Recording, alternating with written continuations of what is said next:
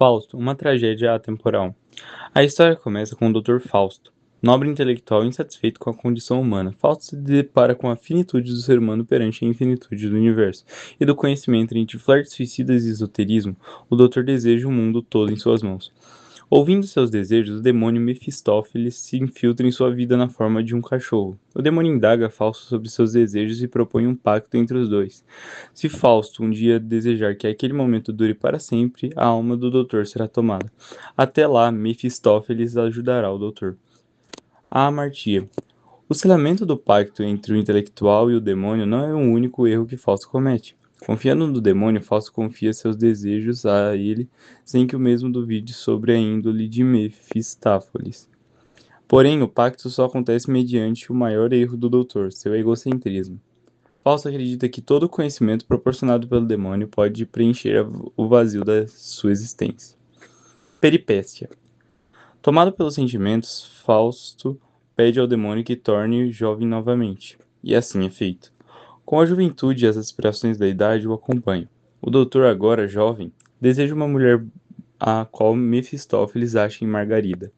Mediado pelo demônio, o doutor e a moça começam a se relacionar. A mãe de Margarida, uma senhora preocupada, acha o problema em toda a relação dela com Fausto. Desejando cada vez mais Margarida só para si, pede a Mefistófeles um sonífero para que dê à mãe dele. Mefistófeles, em sua missão, dá a Fausto um veneno ao invés de um sonífero. Margarida dá o veneno à sua mãe. Sem nenhuma pedra em seu caminho, o casal se aproxima cada vez mais e Margarida engravida. Sabendo da notícia da morte da mãe, o irmão da moça, Valentim, desafia Fausto para um duelo a fim de vingar a morte da sua mãe.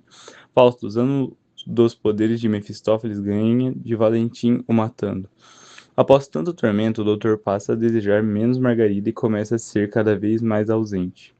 A jovem Margarida, tomada pelo desespero e pelo isolamento, dá à luz ao seu filho. Porém, em meio a todo esse sofrimento, acaba matando a própria criança. Acusada de infanticídio, Margarida passa a ser excluída de praticamente todos os âmbitos da sociedade. Fausto já não demonstra o mesmo interesse por ela. A igreja a rejeita e a própria sociedade a condena. Sentenciada à morte, Margarida é levada para a prisão. Fausto, acompanhado pelo demônio, vai até lá e encontra Margarida em um profundo estado de insanidade. Ela chega até mesmo a confundir seu antigo amor com aquele que seria seu carrasco.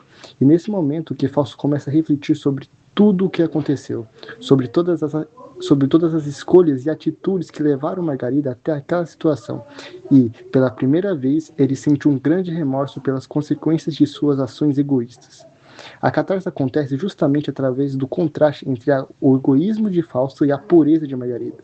Fausto, que antes a enxergava quase como um objeto para prazer, continuava livre, enquanto Margarida, justamente quem mais sofreu com suas ações, está presa e condenada à morte.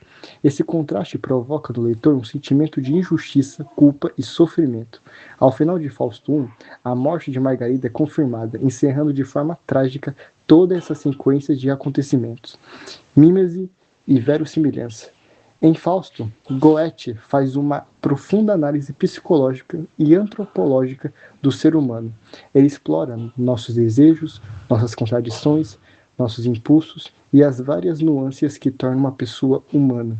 E apesar da presença de elementos sobrenaturais como anjos, demônios, Deus e outras figuras divinas, a obra mantém uma forte coerência interna. Tudo funciona de acordo com as regras daquele universo, e principalmente os sentimentos e conflitos vividos pelos personagens próximos, daqueles que encontramos a realidade. É justamente isso que dá a verossimilhança da sua obra. E assim se encerra a primeira parte da maior tragédia do Ocidente.